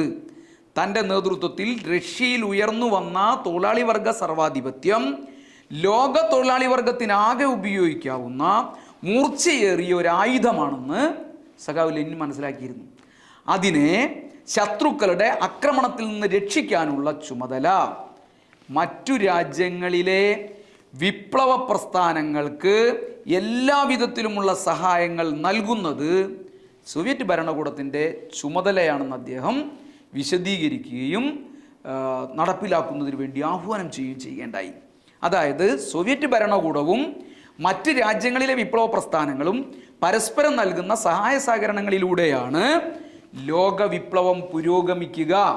അതിലൂടെ മാത്രമേ കൊളോണിയൽ നുകം പേറി നടക്കുന്ന ജനവിഭാഗങ്ങൾക്ക് മുതലാളിത്തത്തിൻ്റെതായ ഒരു അന്തരാളഘട്ടമില്ലാതെ തന്നെ സോഷ്യലിസത്തിലേക്ക് പുരോഗമിക്കാൻ, അല്ലെങ്കിൽ മുതലാളിത്തേതര മാർഗത്തിലൂടെ നീങ്ങാൻ കഴിയൂ എന്ന നിഗമനത്തിലാണ് സഖാവ് ലെനിൻ എത്തിച്ചേർന്നത്. അതായത് സോഷ്യലിസ്റ്റ് രാഷ്ട്രങ്ങളുടെ തൊഴിലാളി വർഗ സർവാധിപത്യം നിലനിൽക്കുന്ന ഭരണകൂടങ്ങളുടെ സഹായത്തിലൂടെ മാത്രമേ മൂന്നാം ലോക രാജ്യങ്ങൾക്കും ഈ പറയുന്ന കോളനി രാഷ്ട്രങ്ങൾക്കുമെല്ലാം അവരുടെ സാധാരണ ജനങ്ങളുടെ, പട്ടിണിപ്പാവങ്ങളുടെ മോചനം സാധ്യമാക്കാനാവൂ എന്ന് ലെനിൻ ചൂണ്ടിക്കാണിക്കുകയുണ്ടായി. ഈ ലെനിനിസ്റ്റ് നിഗമനത്തിൻ്റെ വിപ്ലവപരമായ ഉള്ളടക്കം മറച്ചുവെച്ച് ലെനിൻ്റെ കൃതികളിൽ നിന്ന് ചില ഉദ്ധരണികൾ അങ്ങുന്നും ഇങ്ങുന്നും എല്ലാം പൊറുക്കിയെടുത്ത് ലോക സമാധാനം, സമാധാനപരമായ സഹവർത്തിത്വം, സമാധാനപരമായ സാമൂഹ്യ പരിവർത്തനം എന്നെല്ലാമുള്ള ആശയങ്ങൾ പ്രചരിപ്പിക്കാനാണ് സർവ്വദേശീയ മാർക്സിസ്റ്റ് ലെനിനിസ്റ്റുകാരിൽ ഒരു വിഭാഗം മുതിർന്നത് അക്കാലത്ത്. രണ്ടാം ലോക മഹായുദ്ധത്തിന് ശേഷം ഉയർന്നു വന്ന പുതിയ സാഹചര്യത്തിൽ സോഷ്യലിസ്റ്റ് കോയ്മകൾക്കുള്ള പങ്കിനെക്കുറിച്ചും ഒരു പുതിയ കാഴ്ചപ്പാട് ആവിഷ്കരിക്കപ്പെട്ടു. മുതലാളിത്ത രാജ്യങ്ങളിലെ സോഷ്യലിസ്റ്റ് വിപ്ലവ പ്രസ്ഥാനങ്ങൾക്കും കൊളോണിയൽ രാജ്യങ്ങളിലെ ദേശീയ വിമോചന സമര പ്രസ്ഥാനങ്ങൾക്കും സർവ്വവിധ സഹായങ്ങളും നൽകുകയല്ല അവരുടെ കടമ. സമാധാനം നിലനിർത്താൻ ആവശ്യമായ ഒത്തുതീർപ്പുകൾ സാമ്രാജ്യ കോയ്മകളുമായി ഉണ്ടാക്കുകയും സാമ്പത്തിക സഹായം നൽകലും മാത്രമാണ് ഇവരുടെ കടമ എന്ന നിലപാട് ഈ ഒരു കാലഘട്ടത്തിൽ അംഗീകരിക്കപ്പെട്ടു. ലെനിൻ പറഞ്ഞതിൽ നിന്ന് വ്യത്യസ്തമായൊരു നിലപാടായിരുന്നു ഇത്. ഈ സംഭവവികാസങ്ങളുടെ സ്വാഭാവികമായ പരിണാമമാണ് 1956 പോളണ്ടിലും ഹംഗറിയിലും 1968 ചെക്കസ്ലോവാക്യയിലുമെല്ലാം തൊഴിലാളി വർഗ സർവാധിപത്യത്തിൻ്റെ ഭരണകൂടത്തിനെതിരായ ഇടപെടലുകൾ സംഘടിപ്പിക്കാൻ സാമ്രാജ്യത്വ കോയ്മകൾക്ക് സൗകര്യം നൽകി കൊടുത്ത ചില സാഹചര്യങ്ങൾ രൂപപ്പെട്ടത്. ഇതിനെതിരായി തന്നെ അവിടെ നടന്ന ചില ഇടപെടലുകളുടെ ഭാഗമായിരുന്നു സാമ്രാജ്യത്വ കോയ്മകൾക്ക് അവിടെ ഇടപെടാൻ വേണ്ടി കഴിഞ്ഞത്.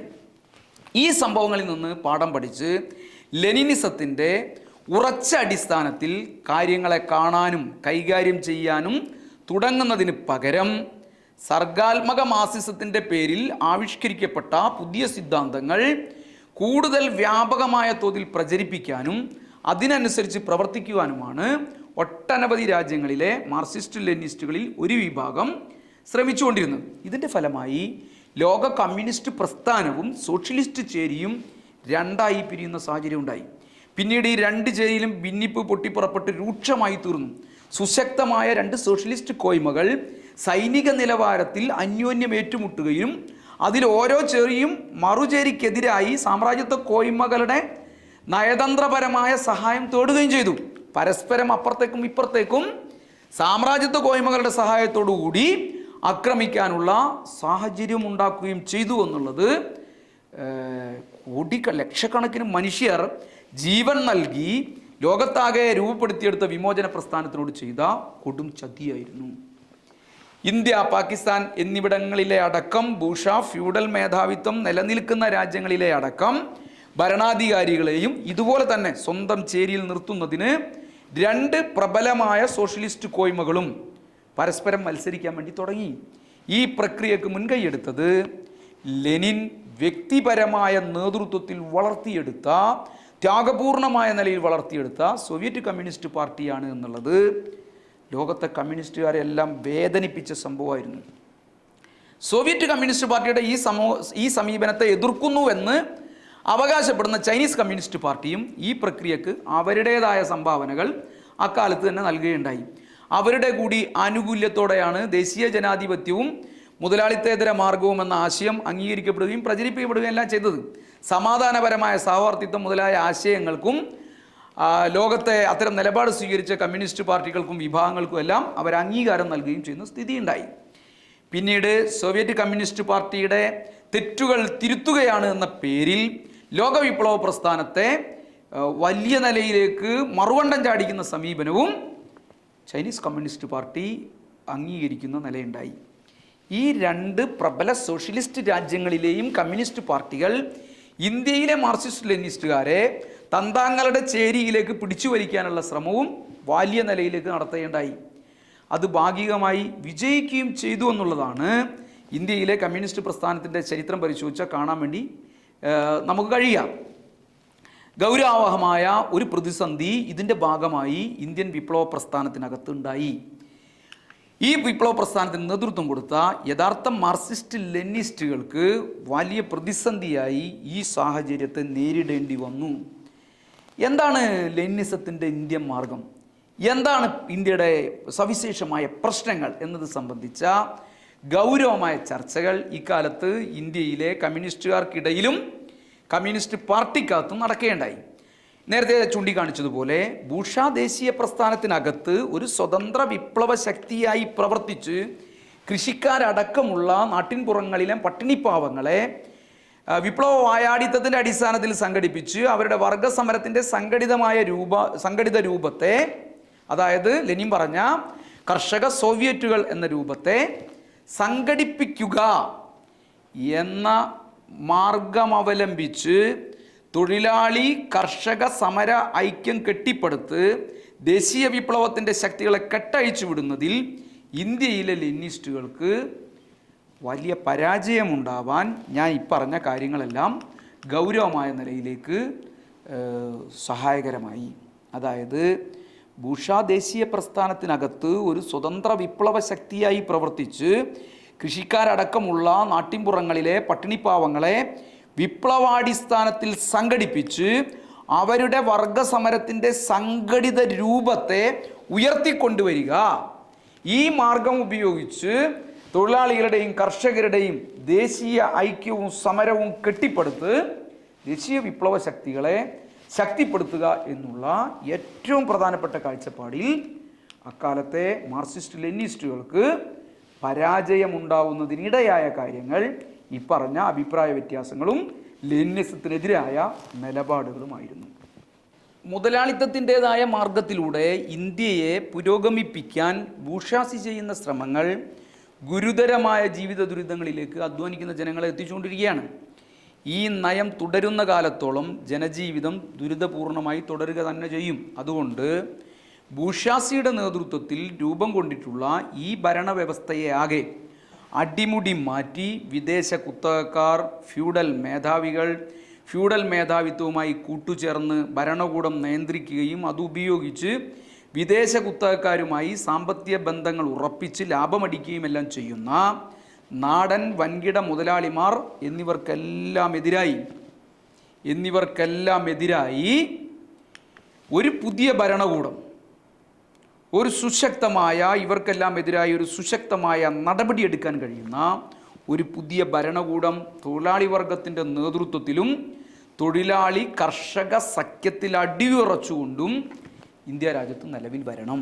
അതാണ് ജനകീയ ജനാധിപത്യ ഭരണകൂടമെന്ന ലെനിൻ്റെ യഥാർത്ഥ അനുയായികൾ ഇന്ത്യയിൽ പേരിട്ട് വിളിക്കുന്ന വിപ്ലവ പരിപാടി അല്ലെങ്കിൽ വ്യവസ്ഥ എന്ന് പറയുന്നത്.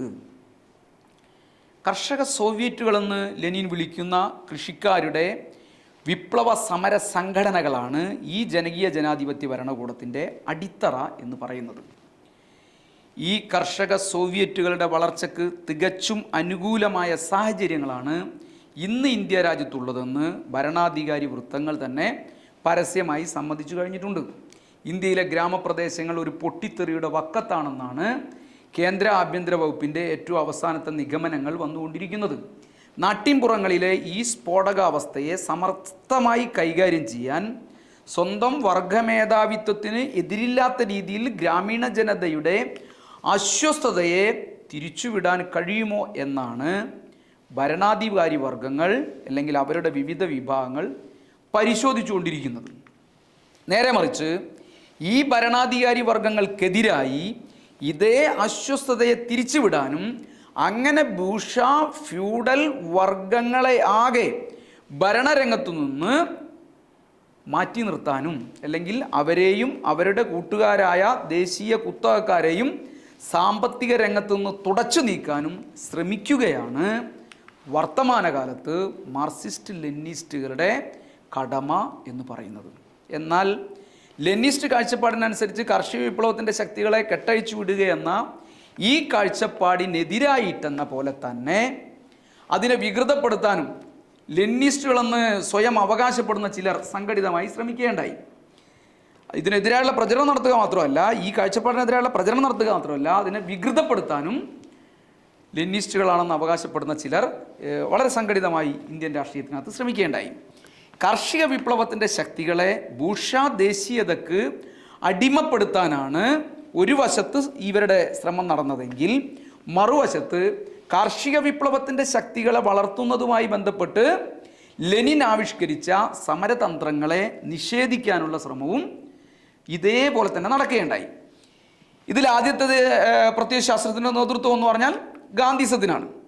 രണ്ടാമത്തതിൻ്റെ ആശയപരമായി രണ്ടാമത്തെ ഈ ആശയത്തെ നയിക്കുന്നത് ചൈനീസ് വിപ്ലവത്തിൽ അംഗീകരിക്കപ്പെട്ട മാർഗങ്ങൾ അതേപടി യാന്ത്രികമായി ഇന്ത്യയിലും അംഗീകരിക്കണമെന്ന് വാദിച്ച മാവോയിസ്റ്റുകളാണ്, അല്ലെങ്കിൽ അവരുടെ ചിന്താഗതിയാണ്. ഇത് രണ്ടും അതിൻ്റേതായ മാർഗങ്ങളിലൂടെ ചെയ്യുന്നത് ഒരേ കാര്യം തന്നെയാണ്. കാർഷിക വിപ്ലവത്തിൻ്റെ ശക്തികളെ ശിഥിലീകരിച്ച് ഛിന്ന ഭിന്നമാക്കി കളയുക.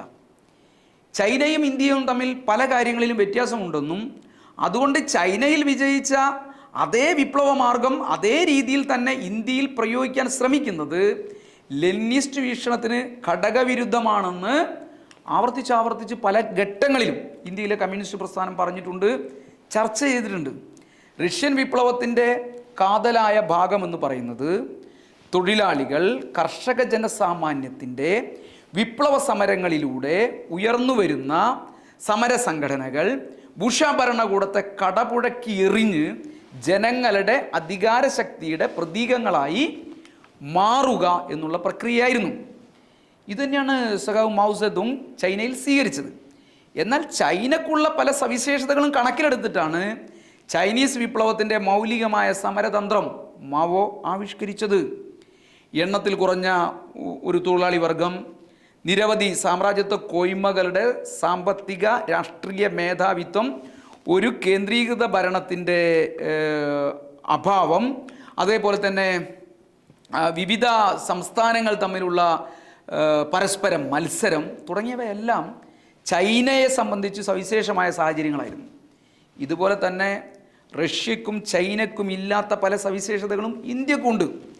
ഇതെല്ലാം കണക്കിലെടുത്ത് ഇന്ത്യക്ക് സവിശേഷമായ ഒരു വിപ്ലവ സമരതന്ത്രം ആവിഷ്കരിക്കുന്നതിൻ്റെ ചുമതല ഇന്ത്യയിലെ ലെനിനിസ്റ്റുകൾക്കുണ്ട് എന്ന് ലോക കമ്മ്യൂണിസ്റ്റ് പ്രസ്ഥാനം തന്നെ അക്കാലത്ത് ഇന്ത്യയിലെ കമ്മ്യൂണിസ്റ്റുകാരോട് പറയുകയുണ്ടായി. അതിനുള്ളൊരു ശ്രമമായിരുന്നു 1951 ഒന്നായി നിന്നിരുന്ന അവിഭക്ത ഇന്ത്യൻ കമ്മ്യൂണിസ്റ്റ് പാർട്ടി അംഗീകരിച്ച നയപ്രഖ്യാപനം. അതായത് ഈ അഭിപ്രായ വ്യത്യാസങ്ങളിൽ നിന്ന് ഇന്ത്യൻ വിപ്ലവ മാർഗം റഷ്യൻ മാർഗമാണോ ചൈനീസ് മാർഗമാണോ എന്നുള്ള ചോദ്യം നിലനിന്നിരുന്ന കാലത്ത് ഇത് രണ്ടുമല്ല, ഇന്ത്യയുടെ സവിശേഷമായ ഇന്ത്യയുടെ മാർഗമാണ് ഇന്ത്യയുടെ വിപ്ലവ മാർഗമെന്ന് പ്രഖ്യാപിക്കലായിരുന്നു 1951 നയപ്രഖ്യാപനത്തിലൂടെയും അതിനെ തുടർന്നും കമ്മ്യൂണിസ്റ്റ് പാർട്ടി ചെയ്തത്. എന്നാൽ ഈ നയപ്രഖ്യാപനം 1951 അംഗീകരിക്കപ്പെട്ടെങ്കിലും അതിൻ്റെ കാഴ്ചപ്പാടിൽ നിന്ന് പ്രവർത്തിക്കാൻ പാർട്ടിക്കകത്തുണ്ടായിരുന്ന ഈ വിവിധങ്ങളായ കാഴ്ചപ്പാടുകളും ആശയധാരകളെ കൊണ്ടും കഴിഞ്ഞിരുന്നില്ല. 1952 പൊതു തെരഞ്ഞെടുപ്പിന് ശേഷം കേന്ദ്രത്തിൽ പാർലമെൻറ്റിലും ഏതാനും സംസ്ഥാന നിയമസഭകളിലുമെല്ലാം കമ്മ്യൂണിസ്റ്റ് പാർട്ടി ഒരു പ്രധാനപ്പെട്ട ശക്തിയായി രൂപം പ്രാപിച്ചു. അതിനെ തുടർന്ന് കാർഷിക വിപ്ലവത്തിൻ്റെ പാതയിൽ നിന്ന് പാർലമെൻ്ററിസത്തിൻ്റെ പാതയിലേക്ക് പാർട്ടി വഴുതി മാറാൻ വേണ്ടി തുടങ്ങി. ഈ പ്രവണതയെ ശക്തിപ്പെടുത്തുന്ന ഒരു സംഭവ വികാസം സാർവദേശീയ കമ്മ്യൂണിസ്റ്റ് പ്രസ്ഥാനത്തിനകത്തും അതേപോലെ തന്നെ മറ്റൊരു സംഭവ വികാസം ഇന്ത്യയിലെ കമ്മ്യൂണിസ്റ്റ് പ്രസ്ഥാനത്തിനകത്ത് നടക്കുകയുണ്ടായി. ഒന്നാമത്തേത് 1956 സോവിയറ്റ് കമ്മ്യൂണിസ്റ്റ് പാർട്ടിയുടെ 20ാം പാർട്ടി കോൺഗ്രസ് കൂടിയപ്പോൾ സർഗാത്മക മാർക്സിസത്തിൻ്റെ പേരിൽ സമാധാനപരമായ പരിവർത്തനത്തിനുള്ള സാധ്യതകളെക്കുറിച്ച് നടത്തിയ പരാമർശങ്ങളാണ് ഒന്നാമത്തെ കാര്യം. രണ്ടാമത്തേത് 1957 രണ്ടാമത്തെ പൊതു തെരഞ്ഞെടുപ്പ്, ഇന്ത്യയിൽ രണ്ടാമത്തെ പൊതു തെരഞ്ഞെടുപ്പ് നടന്നപ്പോൾ കേരളത്തിൽ കമ്മ്യൂണിസ്റ്റ് പാർട്ടിയുടെ നേതൃത്വത്തിലുള്ള ഒരു കോൺഗ്രസ് ഇതര ഗവൺമെൻറ് രൂപം കൊള്ളുകയുണ്ടായി. ഈ രണ്ടിൻ്റെയും ഫലമായി കേരളത്തിൻ്റെ മാതൃക മറ്റു സംസ്ഥാനങ്ങളും അവസാനം കേന്ദ്രവും അംഗീകരിക്കണമെന്ന ഒരു ധാരണ സാധാരണ ജനങ്ങളിൽ മാത്രമല്ല മാർക്സിസ്റ്റ് ലെനിനിസ്റ്റുകാരിൽ ഒരു വിഭാഗത്തിനിടയിലും ശക്തിയായി പടരുകയുണ്ടായി. പാർലമെൻ്ററി രംഗത്തെക്കുറിച്ച് ലെനിനിസ്റ്റ് സമരതന്ത്രം എന്തായിരുന്നു എന്നുള്ളതിനെ കുറിച്ചുള്ള കാഴ്ചപ്പാടിലെ പരിമിതികളാണ് ഇത്തരം ഒരു വിഷയത്തിലേക്ക് കമ്മ്യൂണിസ്റ്റ് പാർട്ടിയെ കൊണ്ടുപോയത്. പാർലമെന്ററി രംഗത്തെക്കുറിച്ചുള്ള ലെനിൻ്റെ സമരതന്ത്രത്തിന് സമാന്തരമായി തന്നെ ഇതിനുള്ളൊരു പ്രത്യക്ഷ പ്രതികരണം എന്ന നിലക്ക് മറ്റൊരു പ്രവണതയും ലെനിനിസ്റ്റ് അണികൾക്കിടയിൽ വളർന്നു വരികയുണ്ടായി. അത് പാർലമെന്ററിസം മാത്രമാണ് വേണ്ടതെന്ന് ഒരു ഭാഗത്ത്, മറ്റൊരു ഭാഗത്ത് മറ്റൊരു പ്രവണതയും ഉയർന്നു വന്നു. തൊഴിലാളി വർഗത്തിൻ്റെ നേതൃത്വത്തിൽ കാർഷിക വിപ്ലവം സംഘടിപ്പിക്കുന്നതിന് വേണ്ടിയുള്ള പ്രവർത്തനത്തിൽ ബുഷ പാർലമെൻറ്റുകൾക്കകത്ത് കടന്നു ചെന്ന് ആ രംഗത്ത് വെച്ച് വർഗശത്രുവിനെ എതിർക്കുകയും തുറന്നുകാട്ടുകയും ചെയ്യുന്നതിൻ്റെ ആവശ്യത്തെക്കുറിച്ച് ലെനിൻ ആവിഷ്കരിച്ച മൗലിക തത്വങ്ങളെ ആകെ നിഷേധിക്കുന്ന പ്രവണതയായിരുന്നു ഇന്ത്യൻ കമ്മ്യൂണിസ്റ്റ് പാർട്ടിക്കകത്ത് മറുഭാഗത്ത് രൂപം കൊണ്ടത്. ഇടതുപക്ഷ തീവ്രവാദം, സെക്ടേറിയനിസം എന്നെല്ലാം പറയുന്ന ഈ പ്രവണത പാർട്ടിക്കകത്ത് ശക്തിപ്പെട്ടു വന്നത്. ബുഷ പാർലമെന്ററി സ്ഥാപനങ്ങൾ മുഴുക്കെ വർഗശത്രുവിൻ്റെ ഉപകരണങ്ങളാണെന്നും അതുകൊണ്ട് അവക്ക് ഉള്ളിലേക്ക് കടന്നു ചെല്ലുന്നത് വഞ്ചനയാണെന്നുമെല്ലാമുള്ള തീവ്രവാദ സിദ്ധാന്തങ്ങൾ ഇത്തരം ആളുകൾ സംഘടിതമായി പ്രചരിപ്പിക്കാൻ വേണ്ടി തുടങ്ങി. തൊഴിലാളി കർഷക വർഗങ്ങളിൽ തന്നെ ചില വിഭാഗങ്ങൾ ശത്രുവർഗങ്ങളുടെ ആശയപരമായ സ്വാധീന ശക്തിക്ക് കീഴ്പ്പെടുന്നത് കൊണ്ടാണ് അവരിൽ പലരും ബുഷ പാർട്ടികളോടൊപ്പം നിൽക്കുന്നതും ബുഷ പാർട്ടികൾക്ക് തെരഞ്ഞെടുപ്പിൽ ഭൂരിപക്ഷം നേടാനെല്ലാം കഴിയുന്നതും. അങ്ങനെ അവരുടെ വർഗ മേധാവിത്വത്തിന് ജനാധിപത്യത്തിൻ്റെതായ ഒരു ആവരണം ഉണ്ടാക്കാനെല്ലാം കഴിയുന്നത് മഹാഭൂരിപക്ഷം വരുന്ന ജനങ്ങളെ ആശയപരമായി തെറ്റിദ്ധരിപ്പിക്കാൻ ബൂർഷ്വാസിക്ക് കഴിയുന്നതിൻ്റെ ഭാഗമായിട്ടാണ്. അതുകൊണ്ട് ഇത്തരം ഒരു അവസ്ഥയെ, ബൂർഷ്വാസിയുടെ ഇത്തരം ഒരു പ്രവർത്തനത്തെ തടയണമെങ്കിൽ ഫാക്ടറികളിലും വയലുകളിലും മറ്റു ജോലി സ്ഥലങ്ങളിലും വർഗസമരങ്ങൾ സംഘടിപ്പിക്കുന്ന മാർക്സിസ്റ്റ് ലെനിനിസ്റ്റുകാർ ബുഷ പാർലമെൻറ്റുകൾക്കകത്ത് കടന്നു ചെന്ന് അതിൻ്റെ വേദിക്കകത്ത് നിന്നുകൊണ്ട് ശത്രുവർഗങ്ങളെ ഇഞ്ചിഞ്ചായി എതിർക്കുകയും പാർലമെൻ്ററി സ്ഥാപനങ്ങൾക്കകത്തു വരുന്ന ശത്രുവർഗ പ്രതിനിധികളെ തൊലിയിരിച്ച് കാണിക്കുകയും ശത്രുവർഗത്തിൻ്റെ ഈ കോട്ടക്കകത്ത് വെച്ച് നടത്തുന്ന ഈ ആക്രമണം മുഖേന വെളിയിലുള്ള വർഗസമരത്തിന് ഊക്കുകൂട്ടുകയും ചെയ്യുകയാണ് വേണ്ടതെന്ന് CPIM ആവർത്തിച്ച് ചൂണ്ടിക്കാണിച്ചു. തൊഴിലാളി വർഗവും ബുഷ പാർലമെൻ്ററി സ്ഥാപനങ്ങളും തമ്മിലുള്ള ഈ ബന്ധത്തെ സംബന്ധിച്ചിടത്തോളം തെറ്റായ രണ്ട് പ്രവണതകൾക്കും, നേരത്തെ സൂചിപ്പിച്ച രണ്ട് പ്രവണതകൾക്കുമെതിരായി ഒരേ സമയത്ത് പോരാടുന്നത് അക്കാലത്തെ യഥാർത്ഥ മാർക്സിസ്റ്റ് ലെനിനിസ്റ്റുകാരുടെ കടമയായി അക്കാലത്തെ കമ്മ്യൂണിസ്റ്റുകാർ കാണുകയും അവർ വലിയ പോരാട്ടം ഇതിനെതിരായി നടത്തുകയും ചെയ്തു. അതോടൊപ്പം തന്നെ ബുഷ പാർലമെൻ്ററി ജനാധിപത്യം യഥാർത്ഥ ജനാധിപത്യമാണെന്ന ധാരണയോടെ അതുപയോഗിച്ച് മുതലാളിത്തത്തിൽ നിന്ന് സോഷ്യലിസത്തിലേക്ക് പരിവർത്തനം നടത്താമെന്ന കാഴ്ചപ്പാട് വെച്ച് പുലർത്തുന്ന ബുഷ പാർലമെൻ്ററിസവും കമ്മ്യൂണിസ്റ്റ് പാർട്ടിക്കകത്ത് അക്കാലത്ത് ശക്തി പ്രാപിക്കുകയുണ്ടായി. അതിതീഷ്ണമായ വർഗസമരങ്ങളുടെ അവസാന പരിണാമമെന്ന നിലക്ക് ചൂഷിത ചേരികൾ തമ്മിലുള്ള സായുധ സംഘട്ടനവും നിലവിലുള്ള ഭരണകൂടം തകർത്ത് മറ്റൊരു വിപ്ലവകര ഭരണകൂടം പടുത്തുയർത്തലുമെന്ന മൗലികമായ മാർക്സിസ്റ്റ് ലെനിനിസ്റ്റ് കാഴ്ചപ്പാടിൻ്റെ നിഷേധമായിരുന്നു ഈ പറയുന്ന പാർലമെൻ്ററിസം എന്ന് പറയുന്നത്, അല്ലെങ്കിൽ ആ പ്രവണത എന്ന് പറയുന്നത്. ഇടതുപക്ഷ കമ്മ്യൂണിസം ഒരു ബലാരിഷ്ടത എന്ന ഗ്രന്ഥത്തിൽ സഖാവ് ലെനിൻ പെറ്റിബൂഷ വിപ്ലവവാദത്തിനെതിരായ താക്കീത് നൽകിയതുണ്ടായി. അതായത് ഇടതുപക്ഷ തീവ്രവാദത്തിനെതിരായിട്ടുള്ള താക്കീത് നൽകിയത് സഖാവ് ലെനിൻ ഇടതുപക്ഷ കമ്മ്യൂണിസം ഒരു ബലാരിഷ്ടത എന്ന ഗ്രന്ഥത്തിനകത്താണ്. സഖാവ് ലെനിൻ്റെ ജ്യേഷ്ഠനെ സാർ ഭരണകൂടം തൂക്കിക്കൊല്ലുകയായിരുന്നു. ആ തൂക്കിക്കൊല്ലുന്നതിനിടയായ സാഹചര്യം സാർ ചക്രവർത്തിയെ ഉൾപ്പെടെ വെടിവെച്ച് കൊന്ന് ഭരണകൂടത്തെ തകർക്കാമെന്നുള്ള ഈ പറഞ്ഞ തെറ്റായ ധാരണകളുടെ എല്ലാ അടിസ്ഥാനത്തിൽ കുടുങ്ങിപ്പോയതിൻ്റെ ഭാഗമായിട്ടാണ്. ഇതിൻ്റെ എല്ലാം പശ്ചാത്തലത്തിലാണ് ലെനിൻ ഈ ഒരു പുസ്തകം എഴുതിയത്. ഇത്തരം പെറ്റിബൂഷ വിപ്ലവവാദത്തിനെതിരായി അതിശക്തമായ താക്കീതാണ് സഖാവ് ലെനിൻ നൽകിയത്. അജഞ്ചലമായി നടക്കേണ്ട വർഗസമരത്തിൻ്റെ ഉപാധികളും സാഹചര്യങ്ങളുമായി പൊരുത്തപ്പെടാൻ വയ്യാത്ത ഒരു പ്രവണതയാണിതെന്ന് സഖാവ് ലെനിൻ ചൂണ്ടിക്കാണിച്ചു. ഈ പ്രവണതയുടെ സാമൂഹ്യമായ വേരും അതിന് ജന്മം നൽകിയ രാഷ്ട്രീയ പശ്ചാത്തലവും എന്താണെന്നും അദ്ദേഹം വളരെ വിശദമായി തന്നെ ആ പുസ്തകത്തിനകത്തും പിന്നീടുള്ള കൃതികൾക്കകത്തും വിശദീകരിക്കുന്നുണ്ട്. ബുഷ പാർലമെൻറ്റുകളെ ഉപയോഗപ്പെടുത്തുന്ന കാര്യത്തിൽ മാത്രമല്ല, വിജയകരമായ വിപ്ലവത്തിന് അനിവാര്യമായി കാണേണ്ട സായുധ സമരത്തിൻ്റെ കാര്യത്തിലും ലെനിനിസത്തിന് വ്യക്തവും ശാസ്ത്രീയവുമായ ഒരു നിലപാടുണ്ടെന്ന് സഖാവ് ലെനിൻ ചൂണ്ടിക്കാണിച്ചു.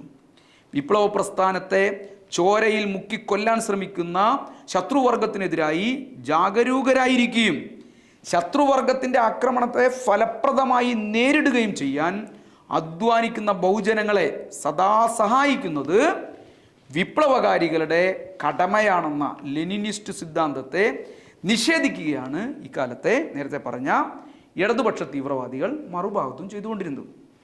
അതുകൊണ്ടാണ് ഗാന്ധിസത്തിൻ്റെതടക്കം എല്ലാ തരത്തിലുമുള്ള അഹിംസാ സിദ്ധാന്തങ്ങൾക്കെതിരായി ആശയപരമായ സമരം നടത്തുന്നതിനും തൊഴിലാളി കർഷക ബഹുജനങ്ങളുടെ സമരങ്ങളെ ചോരയിൽ മുക്കിക്കൊല്ലാൻ ഭൂഷ ഫ്യൂഡൽ വർഗങ്ങളും അവരുടെ ഭരണകൂടങ്ങളും നടത്തുന്ന ശ്രമങ്ങളെ നേരിടുന്നതിലും ഇപ്പറയുന്ന വിഭാഗം അല്ലെങ്കിൽ ഈ രണ്ട് വിഭാഗങ്ങളും ഒരു നിലയിലും ശ്രദ്ധിക്കാതിരിക്കുകയും ചെയ്തത്.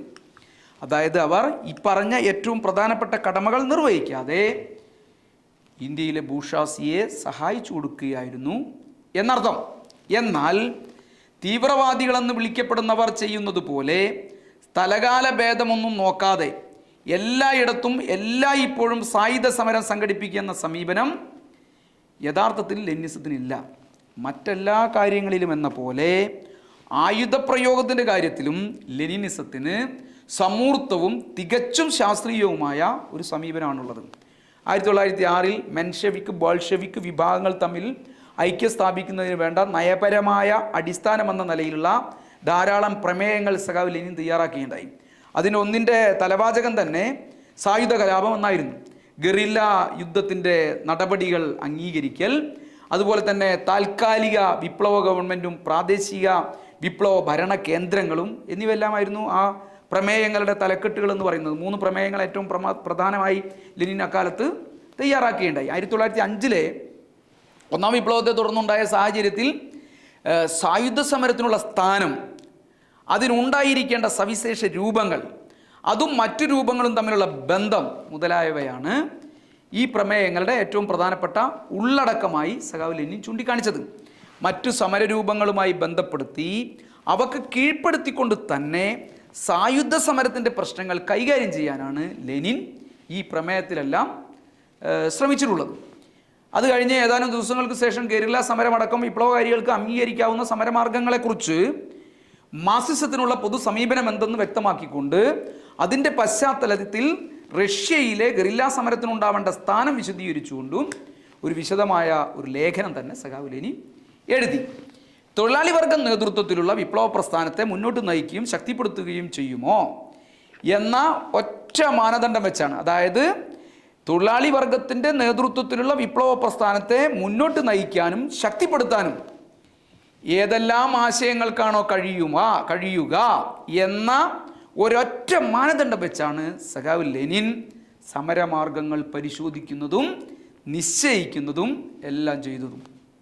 വിപ്ലവ പ്രസ്ഥാനത്തെ ശക്തിപ്പെടുത്തുന്ന ഒരൊറ്റ മാർഗവും കമ്മ്യൂണിസ്റ്റ് പാർട്ടികൾക്ക്, വിപ്ലവ പ്രസ്ഥാനങ്ങൾക്ക് വർജ്യമായിട്ടില്ല.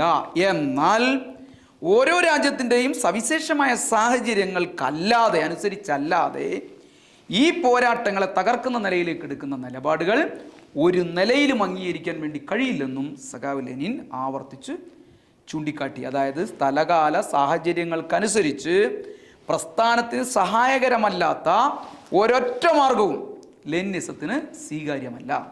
ഇന്ത്യൻ കമ്മ്യൂണിസ്റ്റ് പാർട്ടിയുടെ 1951 നയപ്രഖ്യാപനത്തിൽ ചൂണ്ടിക്കാണിച്ചതുപോലെ ആയുധമെടുക്കാമോ പാടില്ലയോ എന്ന പ്രശ്നം ഉന്നയിക്കുന്നത് വിപ്ലവത്തിൻ്റെ ശത്രുക്കളാണ്. അതായത് ആയുധം എടുത്ത് വിപ്ലവം വേണോ അല്ലാതെ വേണോ എന്നുള്ള സാഹചര്യങ്ങളെല്ലാം നിശ്ചയിക്കുന്നത് വിപ്ലവത്തിൻ്റെ ശത്രുക്കളാണ്. അവരുടെ തത്വശാസ്ത്രമാണ് ഗാന്ധിസം എന്ന് പറയുന്നത്.